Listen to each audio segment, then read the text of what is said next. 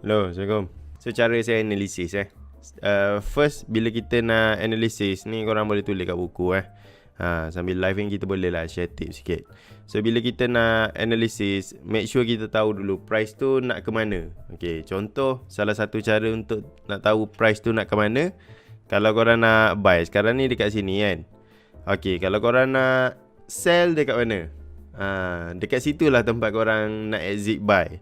Direction buy adalah dekat mana korang nak sell. Direction sell adalah dekat mana korang nak buy. So saya tengok dekat sini yang cantik untuk kita buy. Aduh. Okay, so saya tengok dekat ni lah, dekat swap zone. Saya banyak guna swap zone dan trading je. Sekejap. Nak guna mana apa? Turquoise. Okay, so saya tengok dekat sini adalah satu tempat yang berpotensi untuk dia pergi. So kenaikan dia tu dalam berapa pip lagi? Dalam 400 pip. 400 pip cukup ke tak cukup? Cukup kan? Takkan tak cukup kan? Mesti cukup. Okay, so 400 pip ke sana. Lepas tu kalau kita tengok, kita janganlah expect nak sell kat sini. Kita tengok sikit-sikit dekat zone dekat sini pun ada satu base yang terakhir meninggalkan zone ni. So ada satu lagi tempat. Okay, dekat sini. Contohlah kita nak sell dekat sini. Ni satu tempat yang cantik untuk kita sell lah. Tapi kita tak nak sell. Kita nak buy. Tapi untuk kita buy, kita cari tempat kita nak sell supaya kita dapat kita punya tempat nak TP. Okay, so kemungkinan dia naik dekat situ dalam 198 pip. Stay dalam 200 pip punya range. So kita pergi kat lower time frame H4, kita cari entry point. So entry point kita boleh ambil dekat sini satu. Sekejap. Okay, so kat sini ada satu entry point di mana berlakunya RBS pada body. Dia mungkin belum break shadow tapi dia telah break body. So kat sini kita boleh ambil lah. Kita pergi kat H1. Kita tengok lagi. So ada satu base. Base, kan kita dah belajar kan, base kalau kita nak tahu base dia mesti pecah maksimum 3. So dekat H1 ni ada satu tempat yang break dengan 3 candle Nampak tak? Ni cara analisis lah. Tapi kalau korang tak tahu base, tak tahu apa-apa, macam mana kita nak analisis kan? So sebab itulah kita study dulu. Okay, so ni risk dia dalam 77 pip. 77 pip besar. Tapi kalau dah tahu besar tak payahlah trade gold. Masa tak ada duit tu. Okay. Masa not enough money. Maksudnya untuk pair ni kita tak sesuai. Dia terlalu apa cakap, terlalu besar untuk kita. Okay, so kat situ satu. SL taklah bawah sikit. Ataupun korang nak letak dekat final base dekat sini ke. Lepas tu TP kita kat sini. Ni kecilkan sikit lah. Okay. So price akan masuk ke dalam zone. Ni jangan ambil sebagai signal tau. Ni saya analisis. Kalau kita nak trade pula, kita kena tahu price action. Price action tu, bila price masuk ke dalam zone ni, apa dia buat? Kalau dia masuk slow macam tu, buat macam compression sikit, ada chances untuk dia buat kenaikan.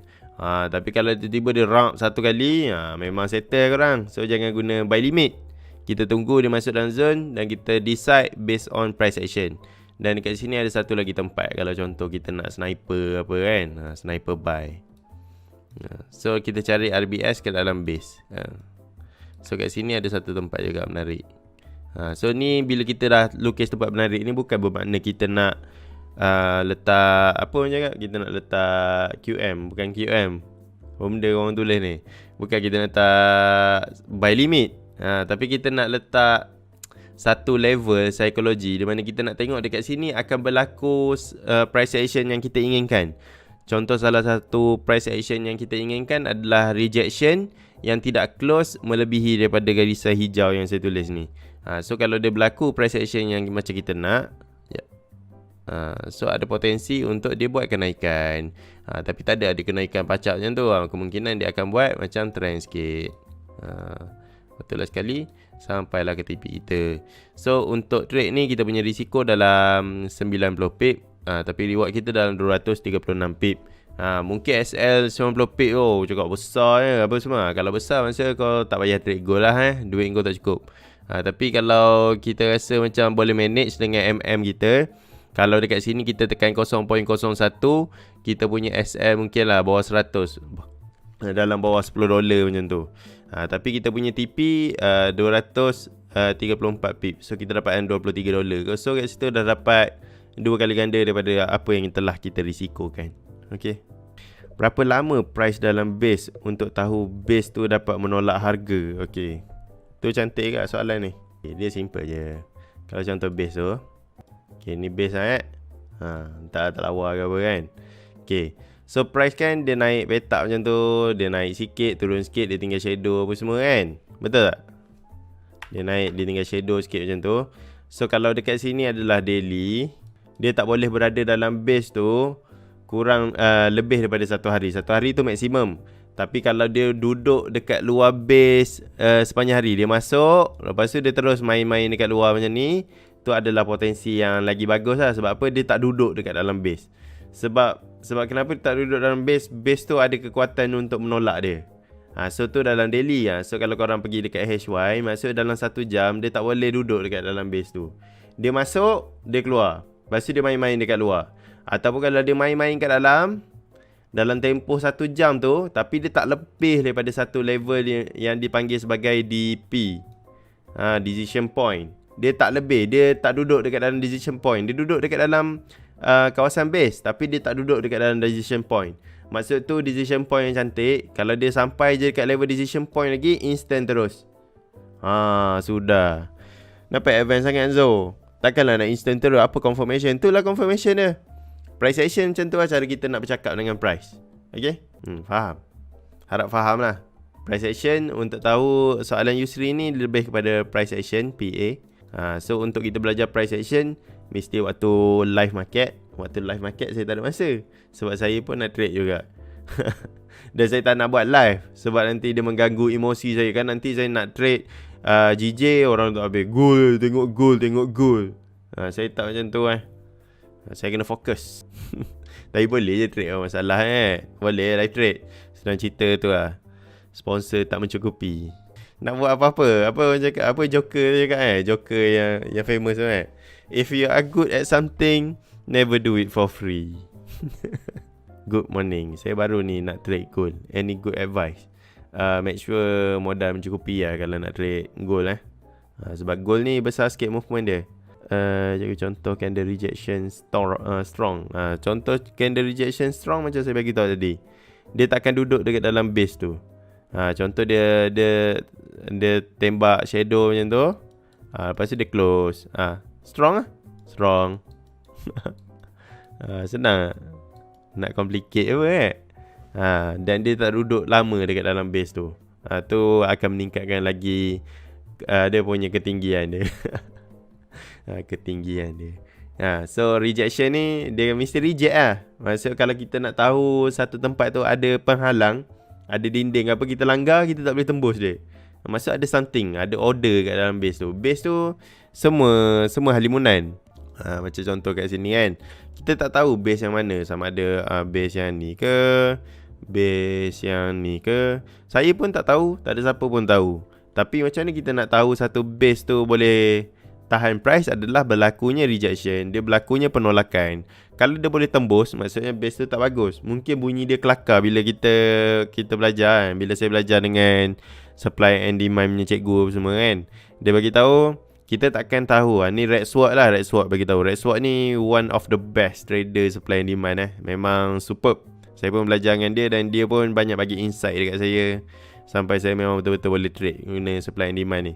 So salah satu benda yang dia bagi tahu, tak ada satu manusia pun tahu yang base ni boleh hold price ataupun tidak. Walau se-advance mana pun teknik SND dia takkan tahu dengan confirm yang price tu boleh hold dia punya level. Sebab tu dia kena kena ada management juga. So salah satu cara untuk kita tahu sesuatu base ataupun sesuatu order block tu boleh tahan price adalah ketika price tu datang sendiri ke order block tu dan berlakunya penolakan. Bila berlaku penolakan, dia macam satu dinding halimunan. Ni semua dinding halimunan, kita tak tahu dia boleh support price ke tak. So dinding ni kalau kita langgar, kalau kita berhenti, maksudnya ada sesuatu, ada something bila dia berhenti. So bila dia berhenti, ada something itu. Tu adalah salah satu indikator yang kita boleh bagi tahu yang ada yang base tu kita boleh guna. Faham tak? Saya harap faham lah Swap zone tu area flat limit yang bagus ke cikgu? Saya anti sikit dengan perkataan-perkataan flat limit ni. Sorry lah. Okay lah, swap zone lah. Flat limit lah. Flat limit dia apa? Korang ni banyak tengok benda advance ni. Katamkan dulu base. Swap zone tu baik. Betul, saya minat betul swap zone. Swap zone ni dia macam, dia benda paling best kali setup dan trading ni role reversal, RBS, SBR. Tapi bila ada swap zone tu, dia ada sekali dengan zone. So benda tu menarik lah bagi saya. Saya dah join Anda Azim. Lagi satu, siapa join Anda Azim dapat hadiah lucky draw ni. Saya dah beli dah hadiah. Tengok, ada 3 hadiah tapi saya tak tahu nak beli apa. Saya beli jongkong emas. Saya nak beli, mula-mula saya ingat nak beli jam. Lepas tu apa, wife saya cakap kalau jam takut kan sekarang musim ekonomi orang tak berapa okey. So saya nak beli satu hadiah di mana kalau korang perlu guna duit, korang boleh jual je balik. Tapi kalau korang tak nak guna duit, korang boleh simpan lah. Ni saya beli. Azim dia bagi saya RM1,000 untuk saya beli apa-apa hadiah. So saya beli ni lah, saya beli jongkong. So jongkong ni korang nak simpan boleh apa semua. Korang nak simpan boleh, korang nak jual kalau perlukan duit boleh jual. So macam okey lah. Kalau saya bagi jam, macam style saya, every level in life saya akan lock moment tu dengan jam lah. Maksud ada momen-momen apa yang penting, saya akan lock dengan jam. Dan kalau saya achieve satu certain level, saya akan beli jam untuk ingat aku pernah sampai level ni. Sebab tu aku beli jam ni. So tu macam saya. So saya ingat saya nak beli korang G-Shock. Lepas tu macam starting lah. Sebab bila kita tengok jam selalu kan, kita tahu lah masa kita ni berlalu macam mana. Kita start hari kita pukul berapa. Macam ada orang yang join live ni, dia start lepas subuh. Pukul 5 dah start bangun dah untuk prepare pergi semayang semua kan. So at what hour your life start? Orang kata kalau hari-hari asyik pukul 12 je. Sebab pukul 12 kalau saya bangun awal pagi kalau pergi kerja. Macam mana pula kalau untuk kerja untuk diri sendiri? Kadang-kadang ada orang dia tak boleh lari daripada konsep bekerja dengan orang. Bila bekerja dengan orang, dia sanggup bagi everything, tenaga dia, masa dia apa semua. Tapi untuk bekerja untuk diri sendiri, dia tak ada masa. Contoh bekerja untuk diri sendiri ni lah. Dengan Live Hanzo kita belajar something, invest untuk diri sendiri. Dia tak ada masa. Dia lebih penting kan dia punya tidur. Tapi kalau untuk bekerja untuk orang, untuk dapat gaji yang sedikit ataupun untuk kaya yang lagi bos dia sanggup bangun pagi, tinggalkan keluarga apa semua kan. Tapi untuk invest, untuk melabur pada diri dia sendiri, bukannya kena bayar pun nak dengar Live Hanzo. Kalau nak join member tu sekati korang sebab korang dah terlepas kan, korang nak tengok ulangan ke apa tu pun RM10 je beragak lah. So jam tu menarik lah bagi saya. Tapi tu lah, wife saya cakap kalau kita beli jongkong emas, orang tu nak kalau nak guna duit dia boleh jual, kalau dia tak nak guna duit dia boleh simpan. Tapi tu lah, kalau saya yang beli, lepas tu saya nak jual balik, saya rugi lah. Sebab rugi dekat upah berjadah. Saya pun pelik lah. Kadang-kadang orang kata simpan emas ni untung. Tapi bila saya pergi balik kalau saya beli banyak-banyak emas, dia bila jual balik tak untung lah. Saya beli emas dah lama, daripada dulu apa semua, 3-4 tahun yang lepas kan. Kalau saya jual balik sekarang, saya untung berapa je? Baik trade gold. Tak profit. Yang profit kedai. So kalau korang nak apa tu lah, dia mahal dekat spread dia, upah dia apa semua kan. Aduh, itulah gold. Sebab tu saya suka invest dekat barang-barang yang betul-betul boleh generate duit. Hanzo, kalau account 1,200 sen, hari-hari grow 400 sen, still consider okay ke? Kalau still grow tu maksudnya okay lah. Apa yang tak okay ya? Janji grow. Kalau grow mesti okay. Soalan lah, cikgu akan tunggu candle reject dekat base dan instant entry, atau cikgu tunggu engulfing CS? Saya tunggu instant je. Kadang-kadang saya guna multi time frame rejection. Multi time frame rejection ni, kalau ada kadang-kadang, kalau kita tengok yang saya lukis tadi, okay, kalau kita tengok, kalau Yusri tengok dekat sini, kan kita tunggu daily close baru kita dapatkan candle rejection tu. Tapi bila kita guna multi time frame rejection, price tu tak close lagi, masih lagi price tu dalam daily main-main dalam ni. Tapi sebab saya menggunakan multi time frame rejection, saya boleh instant terus sebelum hari tu berakhir. So saya lagi suka instant macam tu, tak ada engulfing, tak ada apa, just purely price action. Kalau engulfing apa semua tu, still korang depend pada chart pattern. Chart pattern pula, candlestick pattern. Bila kita bercakap berkenaan price action ni, movement candle tu sendiri boleh bagi tahu, boleh dijadikan sebagai price action. Kedalaman dia masuk dekat dalam base, berapa lama dia duduk dekat dalam base, dan itu semua dah boleh menentukan hala tuju market. Okay. Petai jering. Cikgu Hanzul jumpa red swap dekat Forex Factory Forum, betul? Ada orang tanya. Saya jumpa red swap ni dekat dalam forum Price is Everything. So kalau saya boleh, saya baca semua online je, semua ilmu-ilmu knowledge trading semua ni boleh dapat free je dekat internet. Tu yang saya pelik tu, orang nak bayar sampai 10,000 kan. Tapi perlulah seorang guru. Guru yang saya suggest 2 orang, Cikgu Mansur Safari dengan Abang Ajim, Abang Ajim BTE. So boleh belajar dengan 2 orang ni kalau perlukan guru. Kalau tak perlukan guru, belajar je lah daripada internet kan. Okay. So jom kita sambung pembelajaran kita. So sekarang kita nak tahu pula berkenaan risk zone dan reward zone untuk base ni. Okay. So ni adalah DBD yang diwakili dengan warna merah, biru, merah. So nak tahu DBD ni apa? Merah, biru, merah. Simple tak? Base dia warna biru, dia punya candle sebelum base dia warna merah, dan candle yang memecahkan candle base tu warna merah. So jadi merah, biru, merah ataupun drop base drop. Okay. So ni pula adalah RBR yang diwakili dengan warna biru, merah, biru. Biru, merah, biru. So biru, merah, biru ni adalah RBR lah. Kenapa kita nak tahu RBR, DBD, DBR, RBD ni semua? Sebab kita nak tahu sifat base tu sendiri. Sebab sifat base tu akan menentukan sama ada kita boleh trade ataupun tidak base tu dalam keadaan yang tertentu. Okay. So untuk RBD adalah biru, biru, merah. Untuk DBR adalah merah, merah, biru. Okay.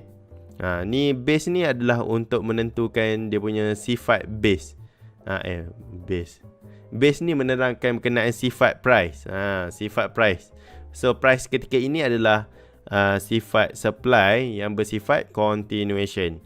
Yang ni pun sama. RBR ni adalah jenis base yang bersifat continuation. Yang ni pula RBD ni dia bersifat reversal. DBR pun sifat dia reversal.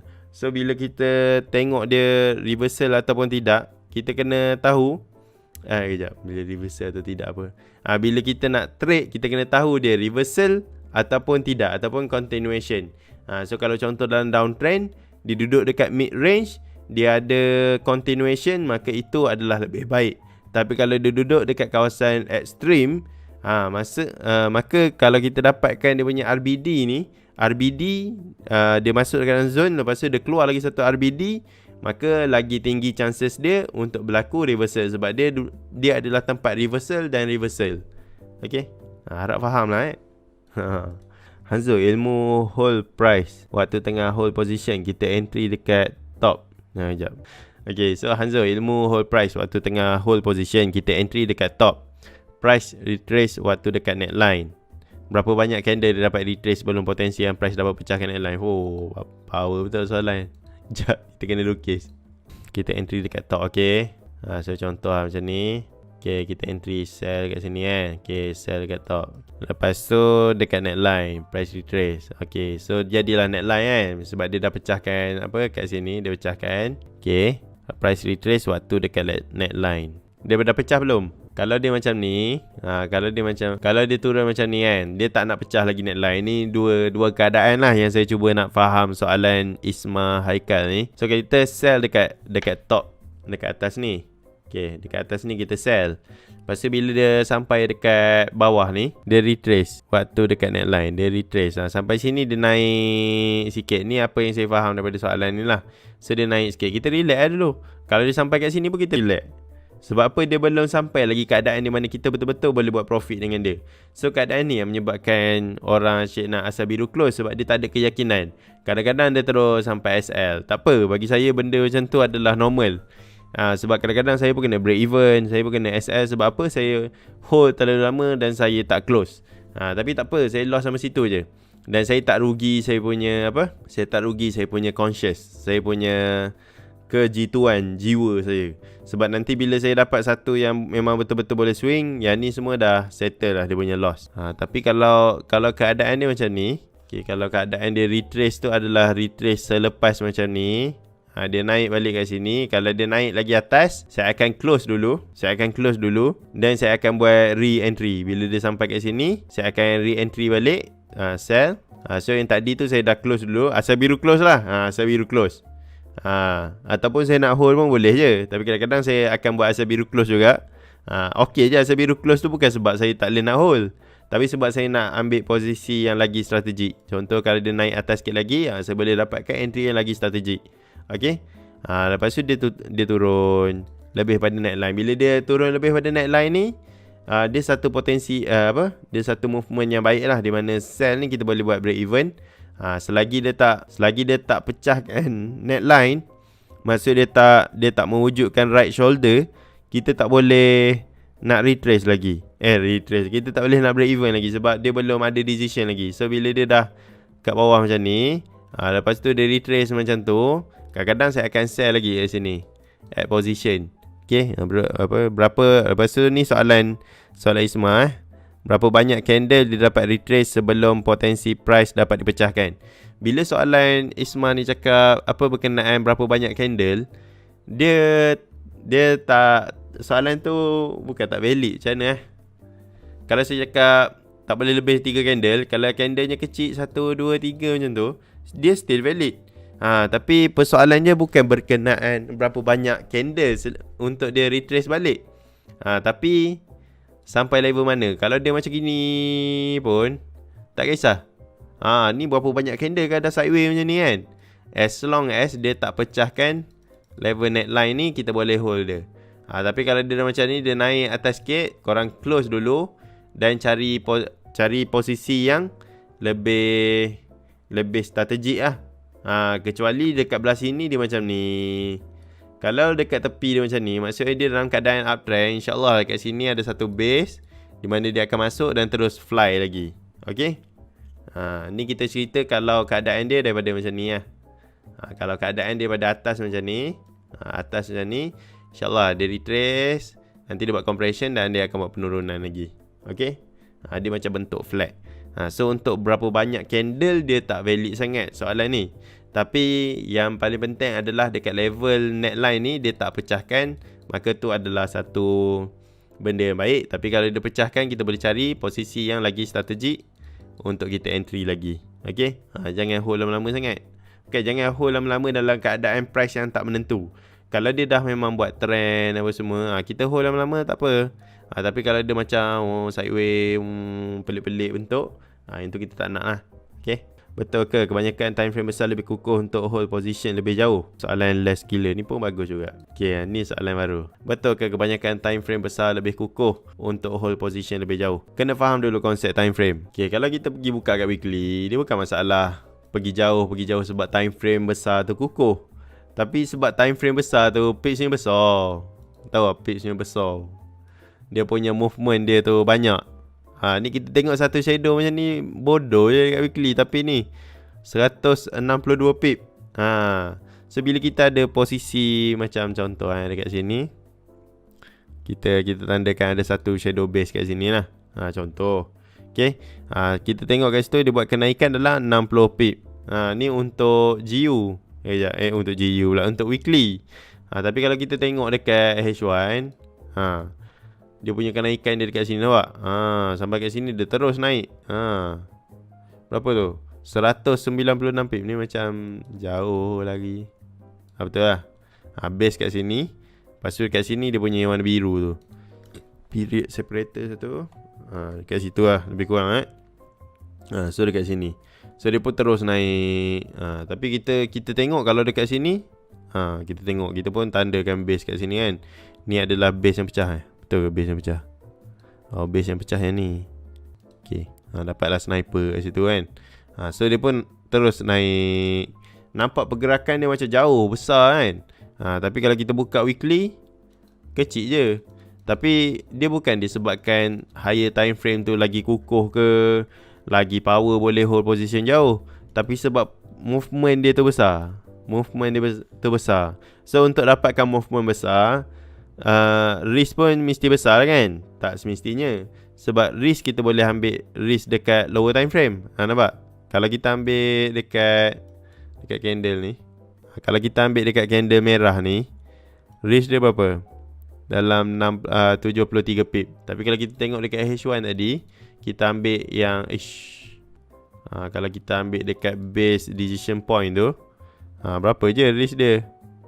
Dalam 20 pip. Tapi tu pun tertinggal entry kita ambil lah base kat sini So ni risk berapa? Dalam 20 pip. So dalam 20 pip ni okey lah, compare dengan 60 pip dekat weekly kan. Weekly tu pun kita dah guna shadow dia saja, bukan guna full base pun. So kalau kita nak masuk kat sini, ni masuk kat sini. Kalau 1:1 dekat sini. So kita kena target at least base ni boleh sampai dekat sini lah. Dekat body ni. So kalau kita masuk sini, sini. Okay. So kalau kita ikut kat weekly ni, kita tak boleh nak masuk sampai TP sini sebab tak cukup dia punya ratio. So kita mesti at least 1:1 kan. So 1:1 kita angkat sikit. Kita angkat kat situ. So dia mesti atas daripada ni. So atas daripada ni, kita nak cari base ni macam kecil sangat kan. So kita boleh ambil shadow base kat sini. Kebaikan untuk kita trade higher time frame ni adalah kita boleh menggunakan shadow sebagai base. Sebab apa? Dia adalah zone yang besar. Tapi kalau korang nak betul-betul skema guna base, kat atas ni lah, ni adalah rally base drop. So kalau kita nak sell, dekat situ adalah tempat yang paling dekat lah sebelum kita nak sampai. Dia ada dua tempat yang dekat. Satu dekat sini, satu dekat atas ni. So dekat sini pun ada rejection yang banyak. So saya tak sure lah dia boleh sampai dekat atas ni ataupun dia terus buat penurunan nanti. Okay, tu saya kena buat detail punya analisis lah. So at least saya ambil sampai sini lah. Okay, tapi kalau saya ambil sampai sini pun, dia still tak cukup untuk 1:1 ni. Mana ni? Okay, dia still tak cukup 1:1 ke cukup? Cukup lah kalau saya ambil betul-betul ujung. Kalau saya ambil dekat sini, dapatlah 1:1 Okay, so dah dapat kita punya 1:1. So kita punya SL dalam 272 pip, kita punya reward dalam 272 juga. Betul lah, 270 something yang saya tarik macam tu. Lebih kurang 270 lebih kurang. So kalau kita pergi dekat lower time frame, contoh H1, kita tandalah yang tadi. Mana tadi? Contoh H4. Oh tadi yang kat atas ni kan. Okay, so dekat sini mana base yang terakhir yang meninggalkan ni. Okay, so dekat sini ni adalah base yang terakhir. Mana base terakhir? Tak nampak Anzo. Yelah. Ni ilmu advance. Korang kan tanya soalan advance. So tak boleh lah demand lebih-lebih kan. Saya ajar korang adab je lah, sebab korang nak ilmu advance kan. Ni tak boleh letak kat background ke? Draw object as background. Okay, so ni base terakhir. So daripada 270 pip tadi, kita cuma perlukan zone banyak ni saja. Satu,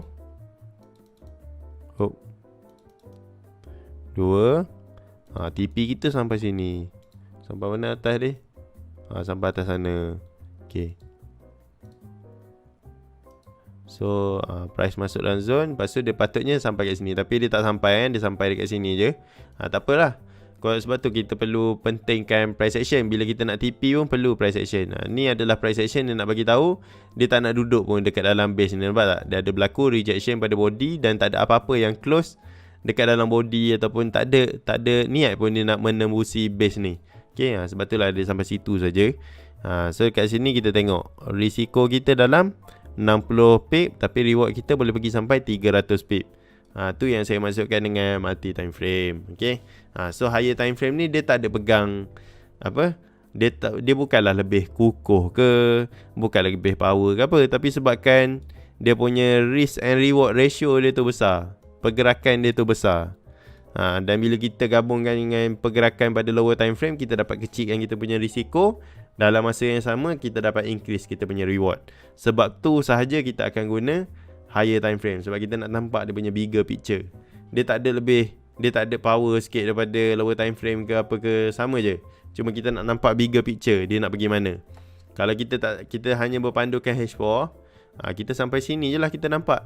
Lepas tu tak nampak dah. Nak tengok yang hujung-hujung kena scroll.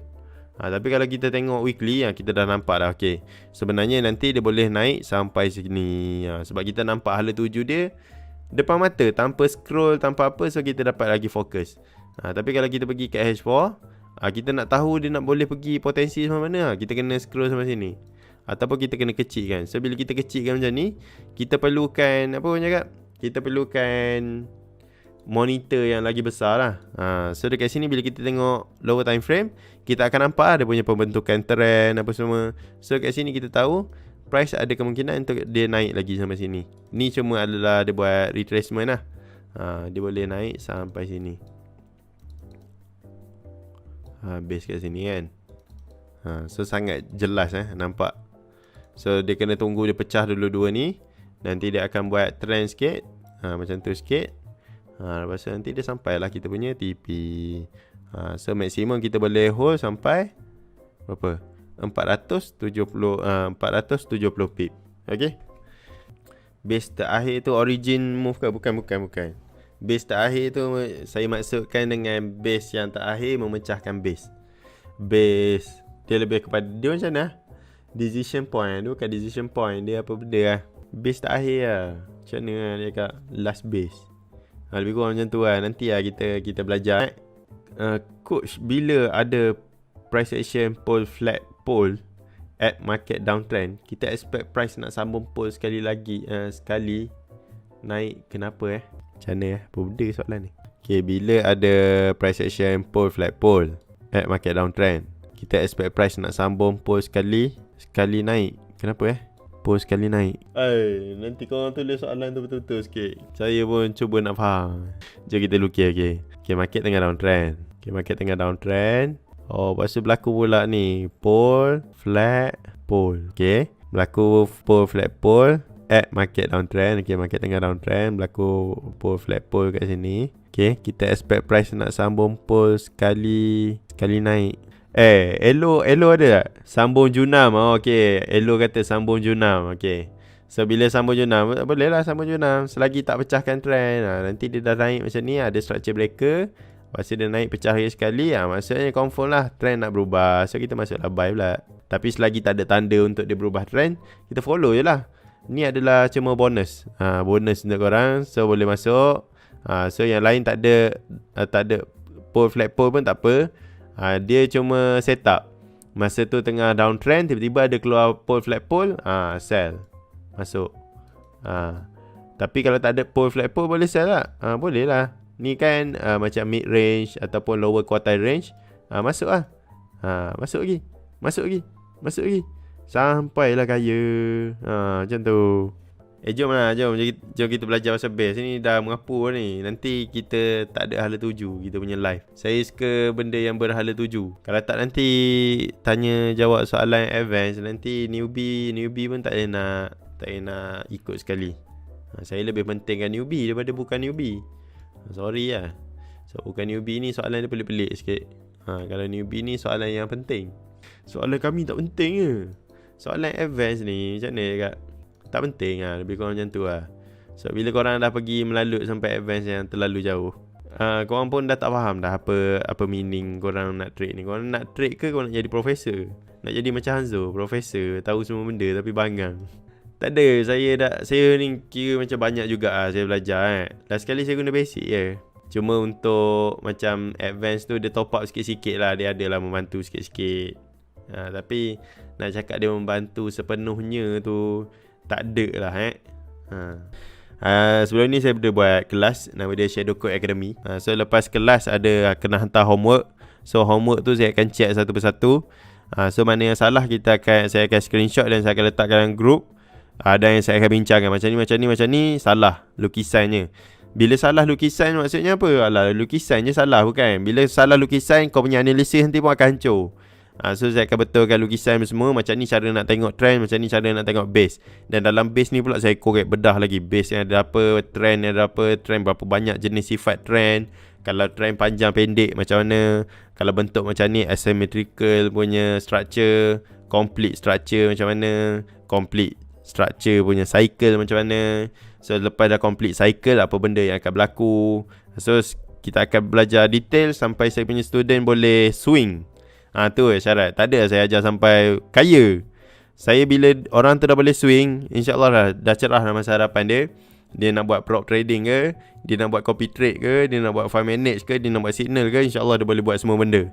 So yang tu terpulang pada dia macam mana dia nak utilisekan apa yang dia dah pandai tu. Tapi ada satu problem.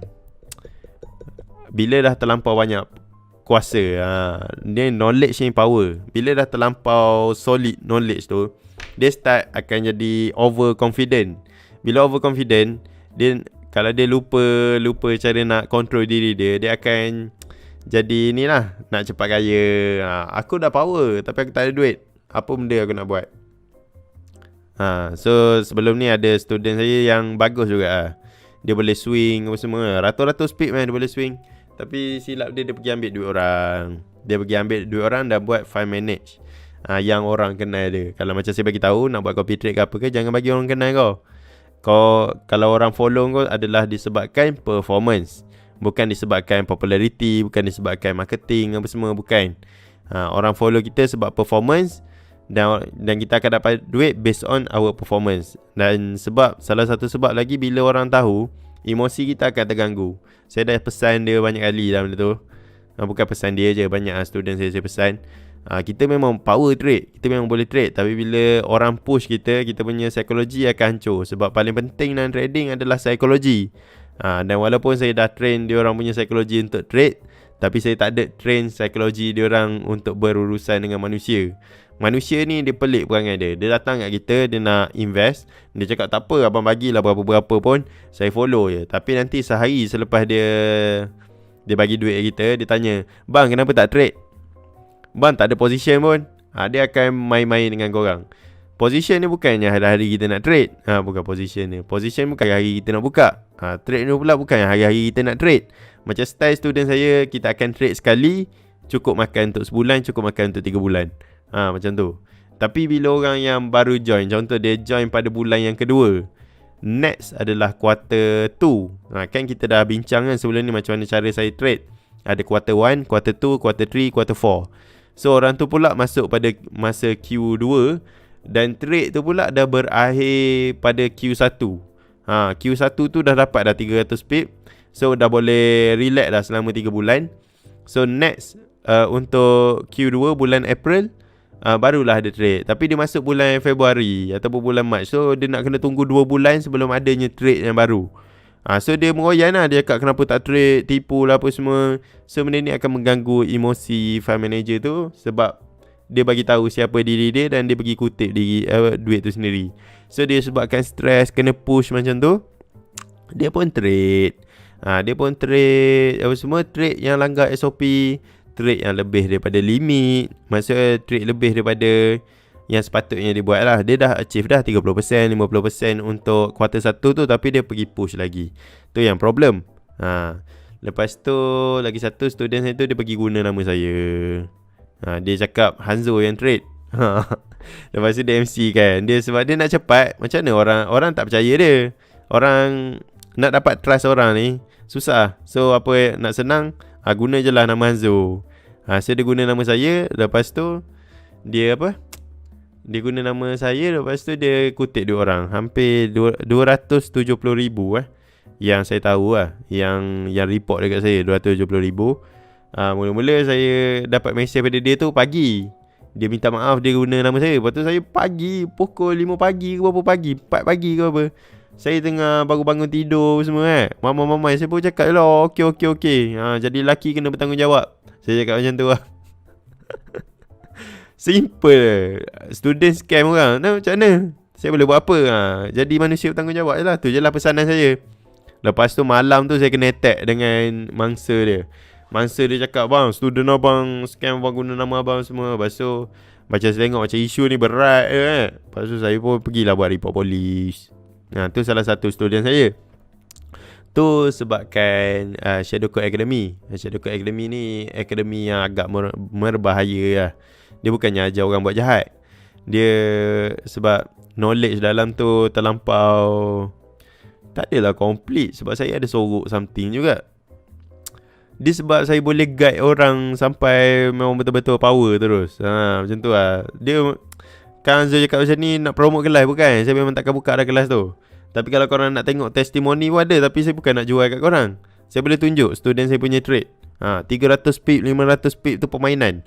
Dia ada, kita orang ada macam challenge. Kalau nak graduate, maksudnya nak jadi top student lah. Top student mesti kena boleh dapat 500 pip ke atas. Tapi semua student wajib 100 pip ke atas. 100 pip tu minimum. Bawah 100 pip kau janganlah screenshot kau punya profit dalam group ke. Jangan buat apa-apa ke. Sebab itu adalah satu benda yang memalukan dalam group student saya. Bawah 100 pip tu adalah satu benda yang memalukan. Jangan tunjuk muka lah. Jangan mengaku lah student Hanzo kalau tak boleh nak buat 100 pip. Tu dalam Shadow Code Academy lah. Kalau kat YouTube ni lantak korang lah. Korang nak buat berapa pun janji korang boleh buat duit. Sebab korang tak ada nak kena compete dengan siapa-siapa. So lepas korang nak jadi senior student pula, mesti 500 pip ke atas lah. So 500 pip tu satu level di mana kalau korang dah biasa buat 500 pip, 100 pip tu adalah benda yang simple. Macam tu. Sebab korang dah biasa aim tinggi. So untuk aim rendah tu satu benda yang biasa. So bila korang sampai satu tahap di mana 100 pip tu satu sumpahan, korang tak boleh trade bawah daripada 100 pip. Asal trade je mesti profit sampai 100. Sebab korang dah tak ada penyakit asal biru close tu. Sebab korang dikelilingi dengan rakan sekelas yang semua aim untuk pergi ke 1000 pip. Sebab untuk jumpa saya depan-depan, dia kena dapat 1000 pip. 1000 pip baru boleh duduk semeja dengan saya. Tu dulu lah. So ada beberapa orang je boleh sampai 1000 pip. Rasa boleh kira dengan tangan tu. Tapi bawah 10 orang lah. Daripada satu batch tu bawah 10 orang boleh sampai 1000 pip. Tapi more than 50% boleh lebih lah. Dapat sampai senior trader, lebih 500 pip. So yang 100 pip tu almost every student, kecuali student yang tak menjadi lah. Student yang tak menjadi ada juga, dalam 20% ke 30% macam tu sebab malas lah. Tapi still saya guide dia orang slow. Tu Shadow Code Academy. Memang fokus untuk mencari direction, untuk tahu hala tuju market. So untuk lagi satu, seminar. Ni saya cerita kat korang ni, kenapa saya banyak tak buat kelas dan saya buat kelas-kelas basic selalu. Lagi satu, seminar yang saya haramkan terus student saya ajar. Dan yang pernah belajar tu saya suruh simpan untuk diri sendiri, jangan buka kelas berkenaan tu. Dan saya pun tak buka dah kelas tu. Tu nama seminar tu Time Analysis, TIME Analysis. Dia berbeza dengan Time Analysis yang korang tengok saya share dekat YouTube. Yang saya ajar dekat seminar adalah Time Analysis yang sebenar. Dan tu kat YouTube tu tipu ke? Dia bukan tipu, dia just permukaan. Macam sama macam orang belajar dengan saya, belajar direction, belajar trend juga. Tapi yang pernah datang Cardinal Base ke, dia belajar trend juga. Tapi kenapa beza Cardinal Base dengan Hanzo ajar dekat YouTube? Dia bukan berbeza sangat pun. Dia ada resepi sedikit. So time analysis tu ada resepi sikit. Tu adalah rekod scammer paling tinggi saya pernah keluarkan. Budak tu daripada newbie kosong, tak tahu apa-apa budak ni. Dia belajar time analysis 3 minggu. Dalam 3 minggu dia trade hari-hari profit. Tak pernah loss langsung. Dan profit yang bukan sikit-sikit. Dia full margin ke apa ke, floatingnya sedikit. Dan memang time analysis tu untuk grow account lah, untuk full margin.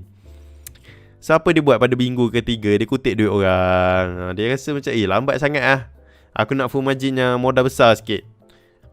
So apa dia buat? Dia kutip duit orang. Dia kutip duit orang, pada minggu ketiga tu lah dia kena lipat. So teknik power macam mana pun dia ada ending dia. Dia ada apa? Dia ada pengakhiran dia. Dia bukan pengakhiran, dia ada masa dia tak jadi. Tapi lepas dia habis scam duit orang tu, lepas tu dia trade okey.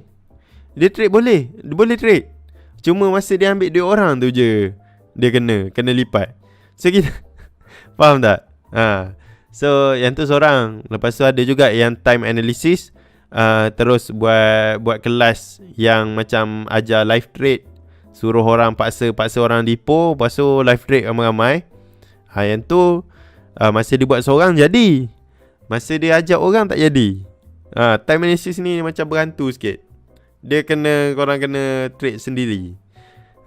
Macam saya pun trade sendiri pun ada juga loss. Tapi time analysis ni kebanyakannya dia perlukan fokus yang tinggi. Korang tak boleh silap sedikit pun. So bila dia dah ambil duit orang, dia mungkin dia nak kejar setup. Setup time analysis ni berlaku setiap jam. Dia boleh keluar setiap jam, dia boleh keluar setiap hari. Tu teknik dia. Tapi dia kena follow betul-betul lah. Panjang pendek dia, close berapa banyak, close berapa persen, apa semua kena follow sebiji macam SOP. Tapi bila orang push orang push dia cakap, dah keluar dah tanda-tanda time analysis ni, masuk je lah terus. Aku dah berpengalaman 3 minggu kot. Memang kalau bentuk macam ni memang jadilah. Dia dah tinggal dia punya dia tinggal dia punya SOP lah, sebab nak kejar duit cepat. Lepas tu settle lah. So time analysis tu banyak scammer. Tu salah satu dua daripada scammer yang saya cerita lah. Satu yang buat kelas sambil live trade, satu yang kutip duit orang. Yang buat copy trade pun ada. Copy trade buat dah lah guna nama saya. Banyak betul guna nama saya, student-student saya. Lepas tu last kali lepas time analysis tu saya reduce syllabus. So saya lepas time analysis tu saya reducekan syllabus. Saya tukar beberapa benda dan saya tukar jadi Cardinal Base. So Cardinal Base ni kelasnya mula-mula saya buat hanya untuk basic, ajar MT4. Memang basic gaban punya. Okay, basic gaban punya level Cardinal Base ni pun boleh buat orang trade power. Tapi tak cukup untuk dia jadi scammer. Cukup untuk dia buat profit dan dia tak jadi overconfident. Sebab apa? Cardinal Base ni basic. Dia ajar pasal trend, ajar macam mana market nak pergi kat mana, bila kita nak trade, yang basic-basic. Macam mana cara nak jaga psikologi. Betul lah, psikologi. Betul sebut psikologi. Ni mental korang. So Cardinal Base tu lebih kepada basic. Nak jaga mental, nak tengok trend, nak boleh hold position. Itulah Cardinal Base. So bila saya ajar Cardinal Base tu, ada je yang nak hampir-hampir jadi scammer, tapi dia tak cukup confident. Dia tak cukup something yang menyebabkan dia sampai boleh jadi scammer. So bagi saya Cardinal Base ni okey lah. Yang tu paling top saya boleh bagi. Dan kalau lebih lagi saya bagi, akan merosakkan orang. Okay. So YouTube pun, korang belajar kat YouTube pun okey kan, apa saya ajar kan.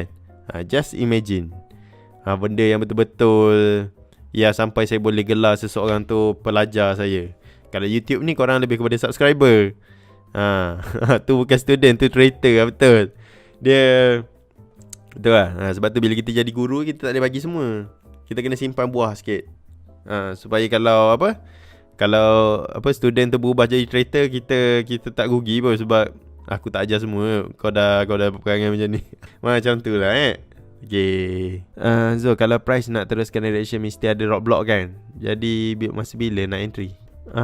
Roadblock. Jom kita screenshot sikit dia punya perumpamaan tu, buat saya berfikir sekejap. So ni soalan daripada Shazwan Ware. Price nak teruskan direction, mesti ada roadblock. Jadi bila nak entry? Soalannya agak simple. Okay, so contoh price nak kita cerita direction, kita cerita trend lah kan. Okay. So bila ada meneruskan trend, kita akan set ni RBS. Resistance become support. Entry buy. nak teruskan trend lagi lah. Masuk lagi. Kalau macam ni blow off, kita akan ambil dekat upper quartile range. Kita masuk buy. Sebab bila dia sampai dekat rock block, ni rock blocknya, RB, rock blocknya, dia akan retrace. Masa retrace ni kita buy. Kita masuk. Simple. Simple lah Hanzo. Tapi cuba buat masa live. Saya buat masa live lah. Nanti tengok saya punya live trade yang lama tu. Okay. Tambah 1. Tapi make sure ada entry point lah. Jangan pakai masuk je. Okay. Kadang-kadang dia tak sampai RBS kat sini. Dia tengoklah, dia jenis creeping ke, dia jenis blow off ke, dia jenis normal. Kalau normal nice lah, macam tu. Tapi kalau blow off, dia ada jarak sikit. Korang kena tengok area-area upper quartile ataupun lower quartile. Upper quartile, lower quartile tu dekat dalam topik trading range. Okay. Hanzo, saya saya nak tengok. Saya tengok kat Shopee ada orang jual buku Hanzo ni. Lagi satu ni benda-benda penting yang kita boleh bincangkan dalam live. Ni ada yang nak minta halal. Saya memang tak halal. Benda tu bukan makanan. So saya tak kisah pun. Kalau makanan tak apa, saya halalkan.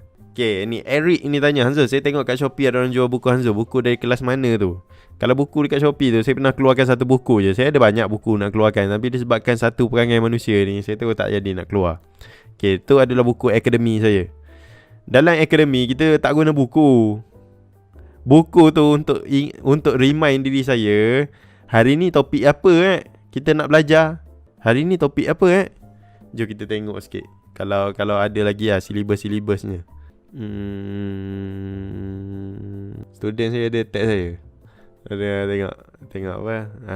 Ni.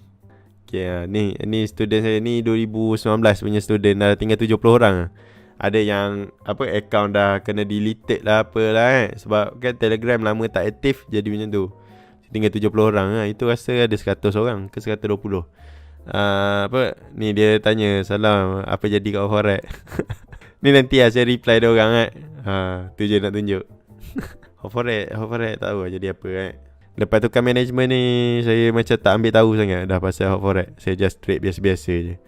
Mana silibus yang kita tengok sikit. Ni contoh silibus Kalau dalam buku yang korang beli RM10 kat Shopee, saya bagi tahu awal dia buku tu hanya untuk remind saya topik yang kita tengah belajar. Kita tengah belajar apa masa tu. Ni 2019 punya silibus Saya bukan nak jual saya tak ada nak jual kelas ke apa ke. Ni saya just tunjuk kat korang apa benda yang diorang belajar kat dalam kelas saya. Ni kalau korang tengok dekat dalam ni, nanti beli buku tu. Tapi kalau korang rasa macam nak minta halal dengan saya buku ke, memang tak ada halal-halal tu. Buku tu memang untuk student saya. Kalau korang bukan student saya, jangan ambil. Tapi kalau yang dah terbeli tu, boleh tengok kat sini. Berpala tak dengan tak dapat redha guru tu. Saya dapat ni yang masalah lagi dah lah dibenci oleh Hanzo. Saya benci orang yang support pencuri dah lah dibenci. Tak dapat semua benda juga. Korang compare dalam buku tu, ada tak benda ni Grand TR lain macam Grand TR, SRD, QMD. Dan kalau korang dapat sekali dengan video pun, korang ada saya check homework korang, tak ada So tengok ni kelas. Isnin, Rabu, Sabtu. Dia orang bayar 2019 ni 1234 ringgit. Kelas September 2019, habis bulan Januari. Tapi habis bukan bulan Januari, habis bulan Februari ke Mac. Terlajak. Itulah dia Ni baru berpala kelas 1000. Korang join kelas apa? Korang join kelas bayar 10,000 dapat berapa lama? Saya punya September, Oktober, November, Disember, Januari, Februari. Betul, Mac. 6 bulan kelas tu. Sebab tak sempat habis. 6 bulan 1234. Tu paling mahal lah saya letak. Sebab sebelum tu setiap kali saya kena tikam dengan student saya yang 2018 tu lah yang menjual buku tu. Yang jual buku tu yang 2018, budak 2018. So bila seorang tikam, harga tu jadi naik sebab saya jadi sakit hati. Tapi kalau korang rasa kalau buku tu dapat membantu korang, belilah. Tapi saya memang tak reda lah. Saya memang takkan reda.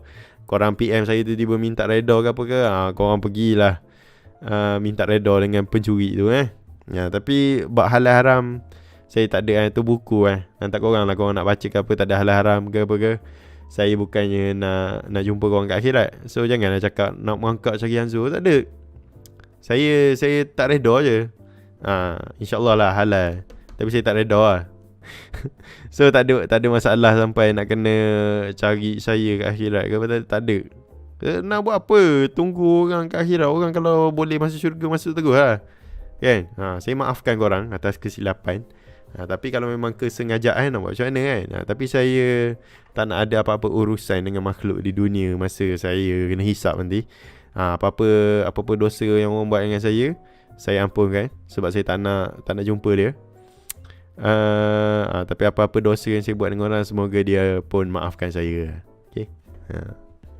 Tapi buat reda tu memang tak reda lah. Macam mana saya nak reda lah? Dalam hati memang membenci pencuri kan. Salam Cikgu Zul, dapat info berkenaan pergerakan price di dalam compression. Adakah ia tanda reversal atau pergerakan yang menuju base berpotensi menggagalkan base? Jom kita cerita sikit berkenaan soalan yang bagus juga tapi advance ni. Tapi tak apa sebab saya dah terbaca kan. Ni soalan ni advance sikit Okay. Berkenaan pergerakan price di dalam compression, adakah ia tanda reversal atau pergerakan yang menuju base berpotensi menggagalkan base? Apa benda ni? Jomlah kita try analisis soalannya. Okay, pergerakan price dalam compression. Okay, so ni contoh kita ada compression. Okay, besar sikit. Okay, kita ada compression. Adakah ia tanda reversal atau pergerakan menuju base berpotensi menggagalkan base? Okay, so kita ada base kat sini contoh. Okay, ni kita ada base.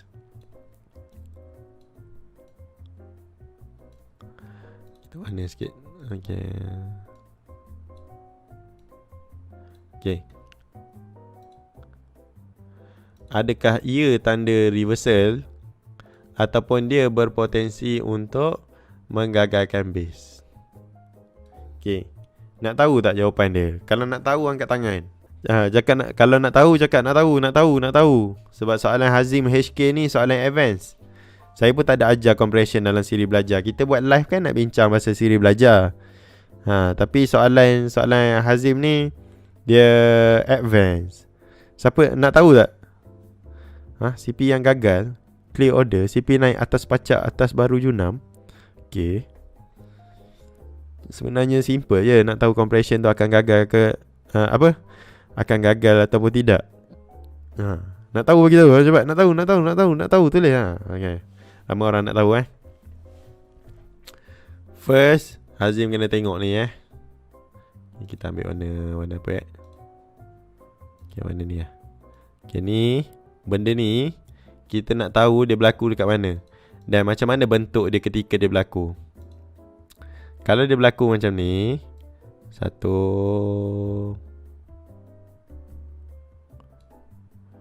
kalau dia berlaku macam ni ada pole. Kalau ada pole, sangat berisiko untuk kita entry kat sini. Dia akan jadi LQ CP LQ.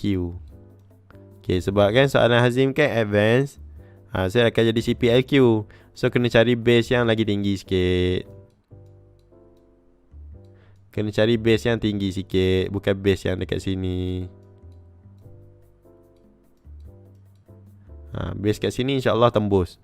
Kalau dia berlaku pole macam ni. Okay, faham boleh tulis dulu kat buku. Sebab saya tak muat dah nak lukis ni. Nanti korang tak nampak pula. Okay. Tapi kalau CP nya berlaku dalam keadaan di mana dia boleh apa cakap, boleh meneruskan trend ke apa ke. Ni saya tunjuk contoh CP yang cantik. Contoh, okay, kejap saya buat warna lain. Warna ni okay. So contoh dia tengah downtrend macam ni. Lepas tu berlaku CP macam ni. Dia berlaku CP. Nampak CP? Dia berlaku compression. Lepas kat sini ada base. Ada base satu.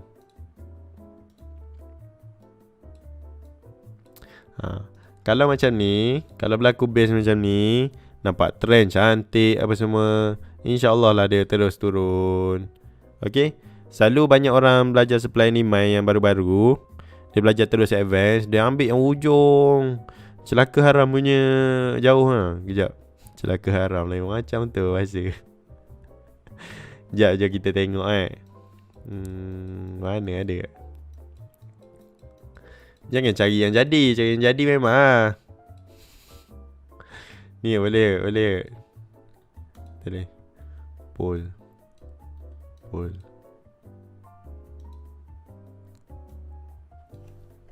Itu ukur tu.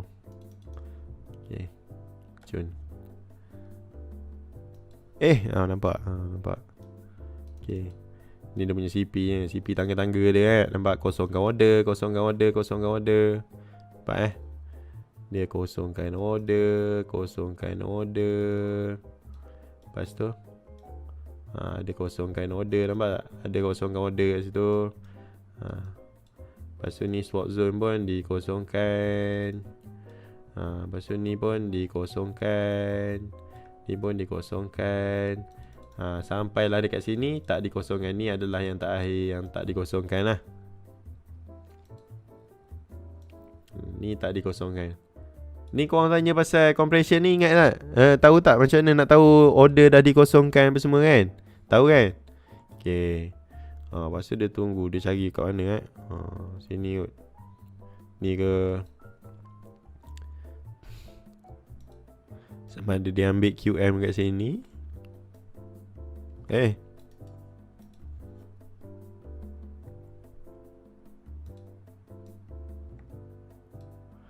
Sama.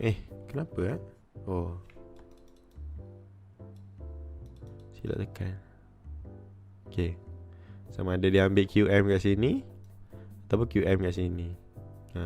Tapi QM kat sini dia tak boleh ambil sebab dia tahu tengah kosong-kosongkan order lagi. So kemungkinan kat sini dia akan kena lipat sekejap ataupun dia ambil base kat sini.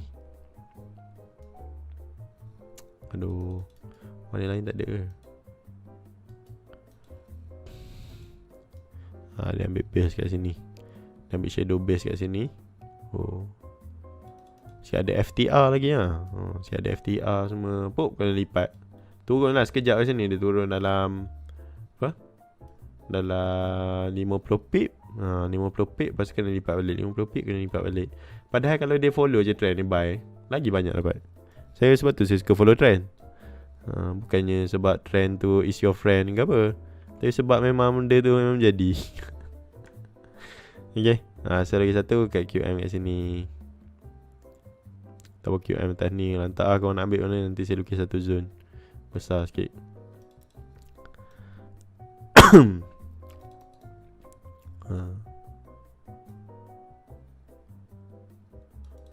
Kadang-kadang dia nak tengok LQ nya sama mana. LQ nya, dia punya liquidity nya sama mana. Kita kena tengok lah ni pole nya bermula mana-mana. Ni pole flat. Lepas tu habis flat kat mana? Habis flat kaki kat sini kan. Kita letak kat situ. So kita kena cari around here dia akan berhenti. Okay, so kalau around here, around dekat sini pole nya, kita carilah base ke swap zone ke. Kalau kita letak dekat atas tinggi sangat macam ni, nak QM atas ni, aduh tak sampai pula Macam tak sampai je.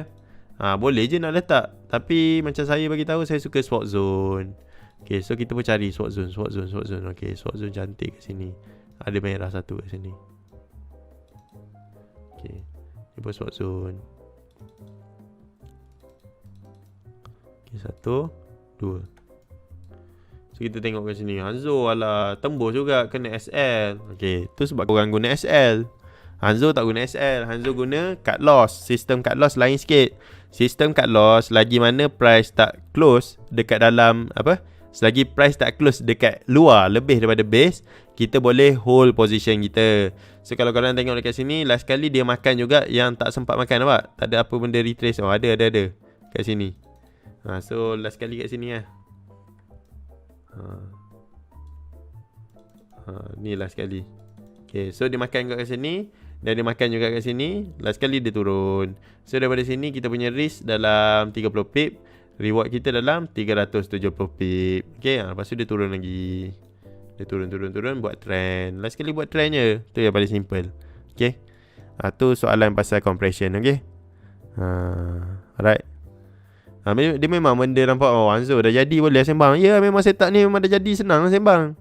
Cuba kau trade kat sini. Nak pergi mana? Kau trade macam ni, tak ada compressionnya. Tak ada compressionnya. Baca je trend.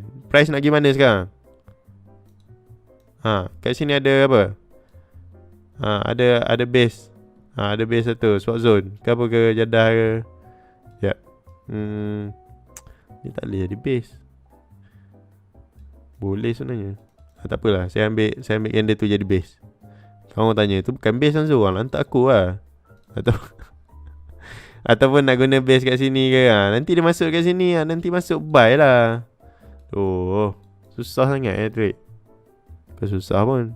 Kalau tembus kat loss, masuk lagi. Okay, faham tak? Okay, simple.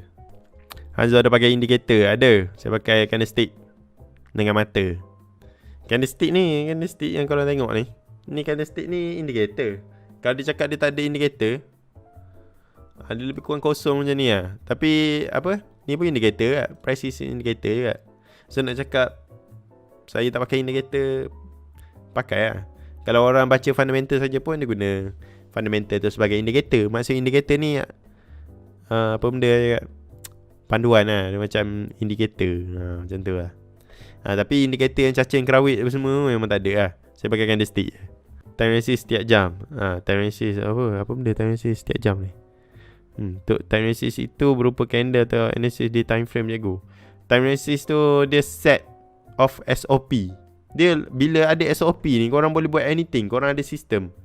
Dia macam mana cakap, korang ada business, dan business tu bersistem. Compare dengan business yang cacah merba, main gamble semua.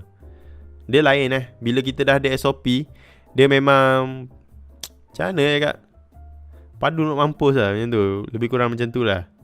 Padu gila. Sebab kita ada sistem. So kalau sistem tu ada error, tak apa, kita still follow sistem tu dan kita repair sikit error tu. Tapi nak kena tahu lah cara nak repair. Hanzo bagi sistem, tapi dia tak ajar cara repair sistem tu. Sebab tu lah sebab tu ramai student dia terciduk ambil duit orang. Mana boleh bagi semua. Bagi semua nanti jadi sombong tu. Bayanglah orang bijak sikit Rex Dad baru belajar level YouTube pun dah sombong bayang lah. Korang pun nampak perubahan korang kalau betul-betul belajar siri belajar. Just imagine direct guidance. Dia macam Saya tak nak buka kelas pun, saja cerita. Cikgu pakai divergent macam Red Sword 11 tak? Red Sword dia buat divergent tu, dia menganjing orang. Kalau nak tahu lah, korang kena tengok betul-betul. Dia divergent tu, zaman Red Sword dulu semua orang guna indicator. Indicator ni benda yang famous. So dia datang bawa naked chart. So orang tak puas hati kan dia. So apa yang dia buat, dia pasang divergent satu, tapi dia tetap trade naked chart. Lepas tu cakap, aku ada je indikator bawah ni. Tapi dia trade naked chart. Lepas tu orang duk tanya dia macam mana dia guna divergent tu, macam mana dia guna divergent, macam mana dia guna MACD apa semua kan. Lepas tu dia ketawa, dia macam, dia menganjing orang. Tahu menganjing orang. Dia kata, aku kalau buang indikator MACD ni pun aku tetap trade macam ni, tetap profit juga. Kalau aku pasang ni cuma untuk puaskan hati kau. Macam tu lah korang. Teknik sifat tu sama dengan teknik base Tok Kajai. Lebih kurang kot, sebab Tok Kajai pun cikgu saya juga. Cuma nak belajar dengan Tok Kajai, saya tak pasti Tok Kajai ni ajar orang lagi ke tak. Sebab nak belajar dengan Tok Kajai ni susah. Kau kena jumpa dia depan-depan. Dan nak jumpa dia depan-depan pun, kau bukan boleh tergejah dia macam dia ada office ke apa. Dia panggil, baru korang datang. Kalau tak diseru, jangan datang. Macam tu lah. Kalau dia offer, barulah boleh belajar dengan dia. Kalau dia tak offer, tak boleh. Dan dia bukannya minat duit ke apa. Tak ada apa korang boleh bayar dia. Susah nak belajar dengan Tok Kajai. Kalau teknikal saja nak belajar okey tak? Yang fundamental selalu cakap news gerakkan market. News tu dia bukan gerakkan market. Betul lah, boleh lah. News tu dia mempercepatkan SL atau TP kita lah. Dia mempercepatkan. Tapi saya tetap trade technical. Tapi cikgu saya, kalau korang berminat nak belajar fundamental dan technical yang power, ni boleh belajar dengan Abang Ajim. Ajim 24. Boleh belajar. Sebab Abang Ajim ni complete lah. Saya rasa macam kalau dia sebagai cikgu, dia memang complete. Sebab dia ada ajar fundamental, dia ada ajar technical. Kebanyakan orang boleh ajar technical je. Fundamental ni tak ramai orang boleh ajar. Dan live trade fundamental dia ajar live trade. So benda tu memang power. Kecuali korang malas macam Hanzo ni malas, so tak boleh nak bawa sangat fundamental ni. Dia pemalas. Hanzo ni pemalas. Dia boleh bawa technical lah. Okay, newbie berapa pair boleh trade selagi mana cukup duit? Hanzo, betul ke price ni gerak dari SND ke SND? Bukan, price gerak ikut suka hati dia. Balance, imbalance. Balance, imbalance. Dia bergerak sebab ada imbalance dalam price. Ni hanya gerakkan market, tapi market mengikuti direction trend. Lebih kurang macam tu kot. Dia technical lah, lukis lah semua. Cuma nak sampai tu, dia perlukan reason. Cikgu Mansur tengah live kat TikTok. Boleh lah. Follow. Saya TikTok, saya tengok video-video kelakar, video kereta macam tu je lah. Kat TikTok saya suka tengok siapa lah. Saya suka tengok kat TikTok. Saya pun lupa lah. Ada seorang Muhammad tau, kelakar kat. Tu lah Ryan Bakery tu saya suka kat tengok. Kelakar. Lepas tu suka tengok ni orang bully Hakim Stopa. Kesian dia. Dia pergi event RZ tu, yang geng-geng mak rempit lama semua kacau dia. Kesian dia. Okay, cardinal base tu manfaat untuk apa cikgu? Untuk tengok trend saja. Cardinal base ni untuk kita tengok direction. Macam yang saya lukis sekarang, untuk tengok direction je. Cuma cardinal base tu lagi detail lah. Setiap candle ni ada dia punya movement dia sendiri. Saya cerita cardinal base ni sebasic market. Macam mana daripada nothing boleh jadi something. Macam mana, bukan nothing tu orang, macam mana daripada price imbalance balance tu terwujudnya market. So bila kita tahu asal usul market ni, macam mana market tu terjadi, kita boleh tahulah resepi untuk macam mana dia nak pergi jadi uptrend, macam mana dia nak jadi downtrend, macam mana dia nak naik, dekat mana nak entry. So cardinal base tu cerita pasal benda tu. Cardinal base ni macam tu lah. Tapi cardinal base ni saya ajar dekat seminar saja. So support lah Azim Trade supaya dia orang boleh belanja kita kat hotel yang menarik-menarik untuk kita makan-makan sambil sembang cardinal base. But SNR vs SND mana okey? SNR tak boleh wujud tanpa SND, SND tak boleh wujud tanpa SNR. Maka kena belajar dua-dua. Tuan ada trade di bursa. Itu minat nak trade ke bursa, tapi macam-macam charge ada Buka account ada charge. Sebulan tak trade pun ada charge. Lepas tu sebulan tak open position. Maksudnya kalau saya swing apa semua dia nak kena ada, dia macam banyak fee, banyak benda pelik-pelik.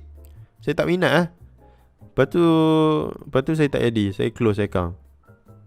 Banyak sangat cost trading cost, tak sempat profit. Dah banyak macam-macam cost kena bayar. Yang siapa iklan cakap RM10 boleh beli Ferrari punya stok anjing tu, nipu.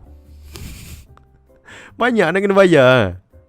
Dah lah ada swap, ada overnight punya ni, overnight charge. Halal pula. Tapi saya tak tahu lah, sebab saya tak biasa dengan stok. Mungkin saya kena scam ke apa kan. Saya tak biasa dengan ni, dengan saham baby boomer ni. Saya tak biasa. Mungkin ada yang pro boleh ajar saya, supaya saya boleh trade tanpa cost. Sebab saya trade ni ada je yang macam ECN kan, ada commission kena bayar. Tapi sebenarnya spread dia nipis. Saya tak tahu benda macam tu. Tak ada orang yang betul-betul ajar detail berkenaan brokerage dalam saham. So kalau ada orang sudi ajar saya, insyaAllah lah saya boleh ni. Tapi tengok macam yang geng-geng saham ni, sikit-sikit kena bayar, sikit-sikit kena bayar. Tak ada ke Hanzo versi saham yang memang tak ada udang di sebalik mi? Memang dia tak ada ajar sikit kat YouTube, terus nak kena masuk kelasnya. Ajar je lah, buka live, kau bagi tahu je lah. Nanti kita orang tengok, kita orang belajar lah. Kau kan dah kaya dengan saham, tolonglah sikit. Tak nak ke orang bangsa kau sendiri ni berjaya? Jangan sikit-sikit nak kena charge, sikit-sikit nak kena bayar. Beragak Nanti aku buka account dekat bank tu pun kau dapat affiliate lagi. Kan dia kan remiser. Tolonglah sikit. Takkan ni sikit kena bayar, cara nak buka account kena bayar, cara nak ni kena bayar, tu kena bayar, ni kena bayar. Hey, beragak bro. Kan kalau ada orang yang saham yang ajar free, boleh lah. Tapi bukan saham CFD MT4 yang tu saya reti InsyaAllah lah. Kalau yang global stock saya faham saya reti. Ni maksud saya yang memang ada legal dekat Malaysia lah. Maksudnya yang guna bank apa semua Saya nak tahu juga, betul ke memang kos-kos untuk buka account tu memang sengaja dia letak ke, ataupun memang bank yang letak ke. Tu semua nak kena tahulah. Cari install MT4 bayar tu lah. Sebelum ni saya nak trade forex ni pun sama juga. Orang scam. Nak buka MT4 pun kena bayar. Okay, so cikgu belajar dengan siapa? Time analysis atau atas kajian sendiri? Saya belajar dengan Red Sword 11. Tapi Red Sword 11 tu dia ada satu student nama dia Balhana. Dengar nama nama-nama legend SND. Dengan Balhana je. Balhana Time Analysis. Balhana BALHANA. Balhana, kalau tak silap lah nama dia Balhana, lama lah. Okay, so daripada Balhana punya time analysis tu yang korang belajar dekat YouTube. Kat YouTube tu adalah versi Balhana. Okay, so yang versi Red Sword punya, yang saya olah balik, Red Sword tak panggil dia sebagai time analysis, tapi apa yang Red Sword buat adalah time analysis. Hampir-hampir kepada time analysis. So Balhana dia lebih fokus pada price action tu sendiri, tapi dia tak faham apa yang Red Sword cuba nak terangkan berkenaan flat. Bila dia gabungkan flat dengan time analysis, maka terjadilah time analysis versi yang saya punya. Almost complete lah, tak adalah perfect, tapi almost complete. Right? So tu soalan ni, harap Rifat jangan spam lagi. Okay? Alright, cun. Okay, so ni adalah berkenaan valid base. Valid base mesti break dengan body. Itu kita dah cerita pasal ni, tapi kita cerita lagi supaya orang tahu. Wajib break dengan body. Kalau shadow bukan break. Bila dah break dengan body macam ni, macam yang sebelah ni, maka valid lah dia. Disebabkan adanya candle yang cuma sentuh shadow, maka dia akan keluarlah SOP berapa lama untuk kita consider dia sebagai base yang berpotensi. So ni contoh untuk base supply. Kita tandakan lower shadow dia. Okay, so contohlah, kali pertama dia keluar candle, dia sentuh shadow saja. So ni tak diconsider sebagai break. Okay, lepas tu kali kedua dia pun pecah macam ni. So ni barulah consider sebagai break. So ni adalah base yang dipecahkan dengan 2 candle. So macam mana kalau yang kali kedua tak pecah, macam mana? Okay, jom kita lukis. Sekejap ni soalan lagi best. Wujud lagi tak Yonko 13? Yonko 13 tu group Bob, group student saya. Dia dah tak buat dah. Itu kita nak grow account. Lepas tu saya tak ingat, dia syarat Yonko tu, dia kena dia kena live trade sama-sama, lepas tu grow account sama-sama. Lepas tu ada satu orang member tu, kita orang dah tunggu dah grow dah 200%. Masa tu tengah tunggu lagi satu member tu, dia lupa nak trade ke, dia tertrade lepas tu terloss ke apa. So kita kena tunggu sampai equity sama. So tunggu, budak tu hilang. Lepas tu last kali saya cakap tak apa, trade sendiri lah, malas trade sama-sama. Macam tu lah kisah endingnya. Yonko 13 nombor belakang tu nombor time analysis. Time analysis dia ada kod 132, 133, 132, 134 dengan 131. Ada kod SOP dia. Ada kod dia, kod Illuminati. Dia panggil bila dia jadi kod, dia tak jadi time analysis lah. Bila kita guna kod, dia akan jadi setup Illuminati. Lepas tu ada setup Freemason. Illuminati tak silap ni 132. Betul 132. Kalau kod Freemason 134 ni lambat sikit. So yang paling power sekali Illuminati lah. Macam nama teknik kan. Shadow tak consider sebagai break. Kalau tak kena line pun tak kisah. Kamu maksud kena line ke apa. Kalau tak kena pun tak mengapa, sebab kita nak fokus pada body ni. Okay, ada soalan lagi. Lain macam kod-kod tu lah. Dia ada kod tu untuk guna untuk trade. Kita nak guna SOP 132 ke 133, depend pada pricing ketika itu. 134 ke 132 ke. So 13 tu dia punya main lah, dia punya macam core dia. Sebab tu lah Yonko 13 tu. So kita guna setup time analysis tu untuk grow account sama-sama. Tu project lah. Tapi tiba-tiba ada seorang tertinggal entry lah, apalah. Lepas tu senyap macam tu je. Yelah, nak grow balik. Kau nak grow balik, kau signal kau sendiri lah, bukan signal sama-sama. Kalau nak keluar signal, nanti dia akan semakin tertinggal sebab lot pun lain-lain. Lepas tu start $50, tekan 0.05. Lepas tu naik $100, 0.10. Lepas tu pergi sampai 200, 0.20. So 0.20. So next stage untuk tekan 0.20 untuk pergi dekat 0.40 lah, untuk $400. Tapi yang seorang sangkut. Patut tu nak grow sampai ratus ribu lah. Cukup lah untuk hidup. Okay, benda yang saya nak tulis ni. Okay, maximum valid base, maximum break cuma 3 CS. Hanzo suka base yang quick retest atau late retest? Saya suka base yang quick retest. Late retest tak suka, lambat sangat. Saya suka benda yang laju, yang bagi jawapan yang cepat untuk saya. Okay, so jom kita tengok balik kat sini. So ni adalah 2 candle. Sama ada dia pecah dengan satu candle macam tadi, ataupun dia cucuk shadow macam ni, tak dikira sebagai break, so dia perlukan lagi satu.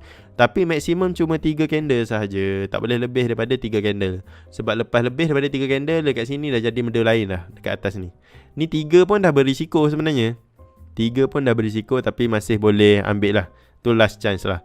Kalau dia dah jadi 4, InsyaAllah lah kat sini dia punya compression lagi berat.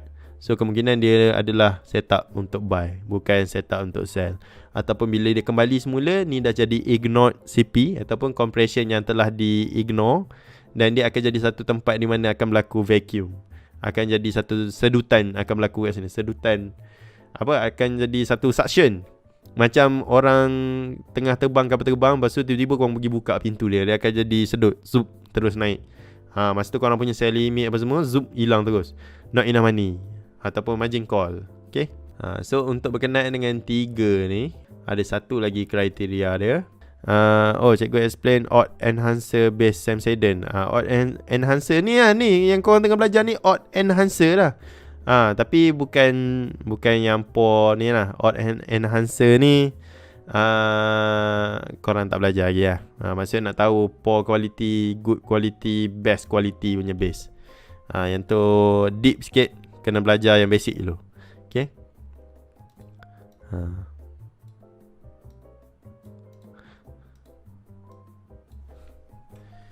base tak valid jika candle tidak break dengan single color. So yang ni kalau macam dia break dengan 3 candle kan, 3 candle valid.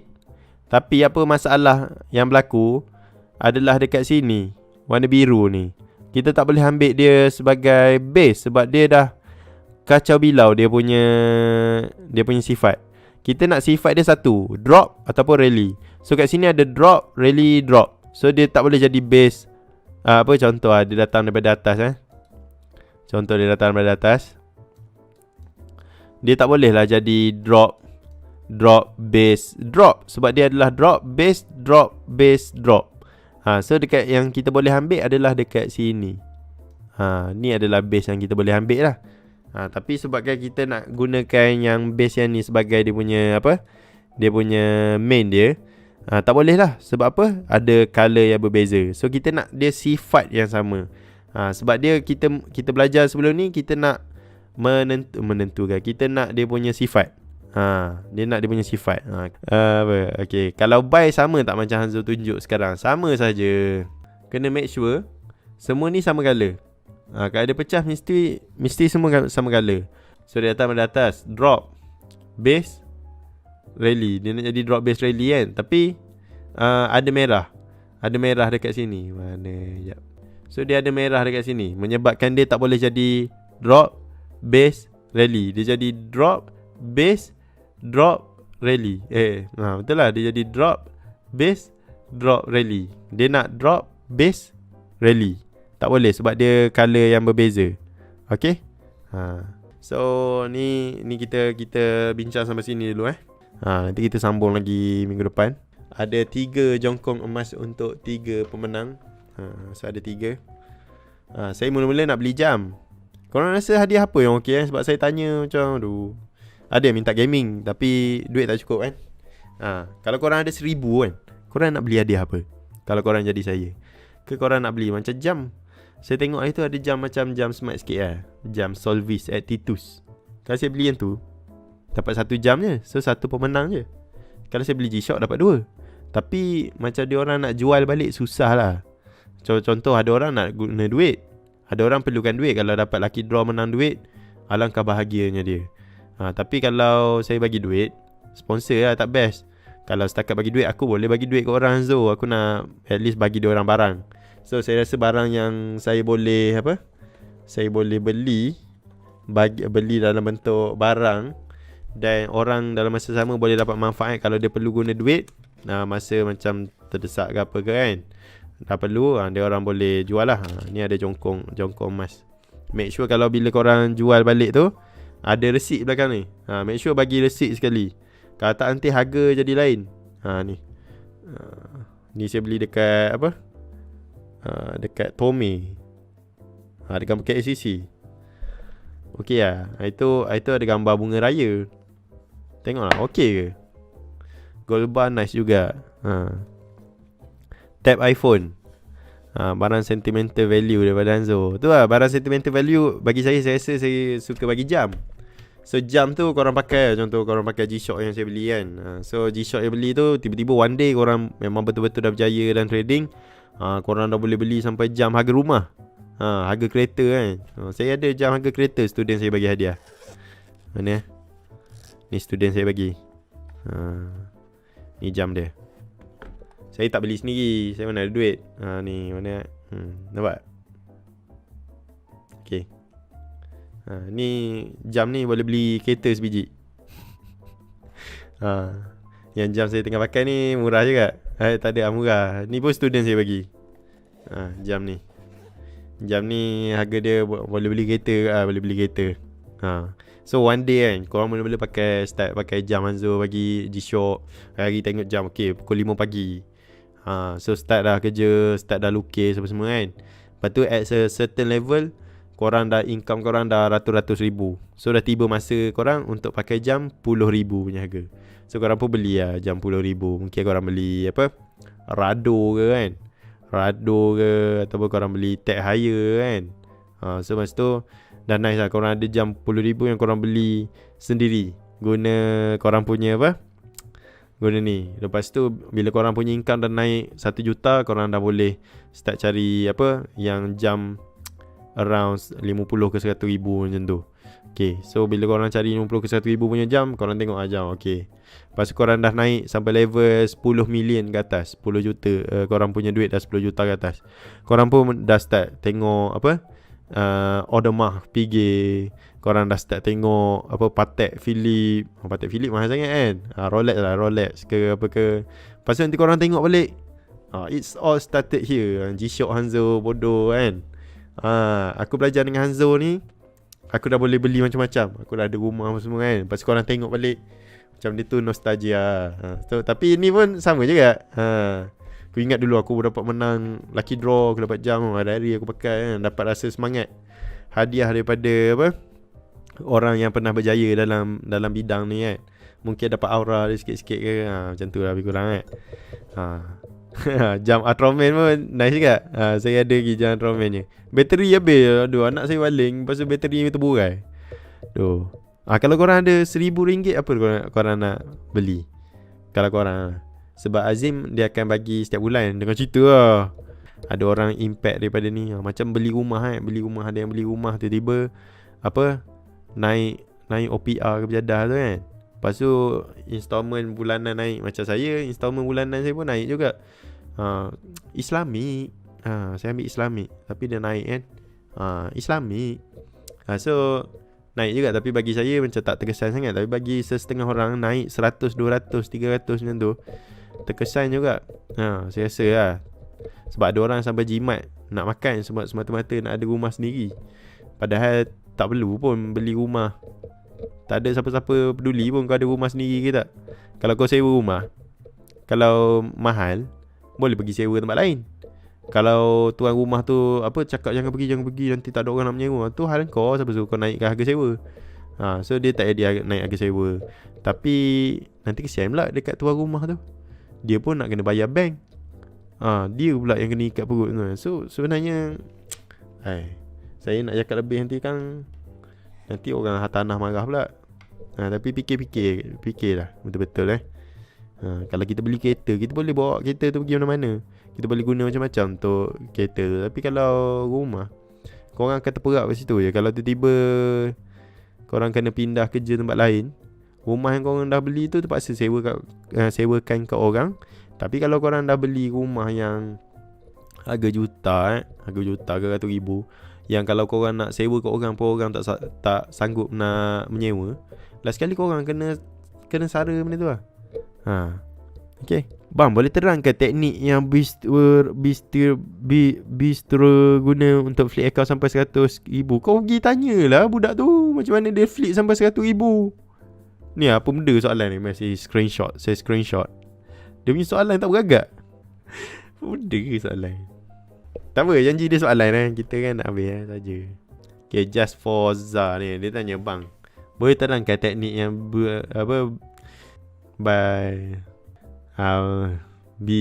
Citra ni guna untuk flip account sampai 100,000?